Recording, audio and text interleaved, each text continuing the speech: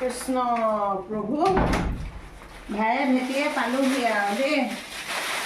শহুৰৰ পুতেকে বিয়াৰ আগত কৈছিলে তুমি যেনেকৈ থাকা একেবাৰে তেনেকৈ ৰাখিম, তুমি যি বিচাৰা তাকে দিম, দৰকাৰ হ'লে আকাশৰ জোন তৰাকো আনি বুকত সোমোৱাই দিম। এতিয়া শহুৰৰ পুতেক গৈ আৰামত চাকৰি জেগাত ধুচ মাৰি শুই আছেগৈ। মোৰ বিলৈটো চাওক, এয়া দেখিছে এই পুৱাতে গৈ ল'ৰা ছোৱালীক খুৱাবলৈ এডাল বজাৰ হা, তাকো স্কুটি চলাব নোৱাৰো নহয়, লেংখাই পৰিছোঁ যে বা ঘৰতে স্কুটি নচলাওঁ, গতিকে খোজ কাঢ়ি আৰু নিজৰ পেডেলত গৈ গৈ বজাৰ হাট কৰি আনিলোগৈ। গম পাইছে অৱস্থা এয়া।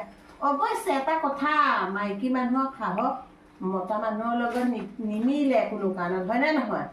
মাইকী মানুহৰ যিটো সাহস, 2000 টকাৰ কাপোৰযোৰ 200 টকাত দাম দৰ কৰিব পৰা একমাত্ৰ সাহসটো হৈছে মাইকী মানুহৰ। মতা মানুহৰ আছে জানো? গতিকে মাইকী মানুহৰ নিচিনা আৰু গম পাইছে নহয়, এইকণ সাহস কাৰো নাইকিয়া। গতিকে এই ডিঙিয়ে হাতে ভৰাই এয়া আহিছোঁ আৰু। এই বিয়াত আকৌ আমাৰ দিনত নাৰ্জী ফুলৰ মালা নাছিল, তথাপিও এডাল নিছিলে। তাকো শহুৰৰ পুতেকে সমাজৰ মাজত দুডোখৰ কৰি এডোখৰ শহুৰৰ পুতেকে পিন্ধিছে, এডোখৰ মোক পিন্ধাইছে। গতিকে এতিয়া এয়া মালাকে পিন্ধি কৰি আৰু বজাৰৰ পৰা আহি আছোঁ আৰু।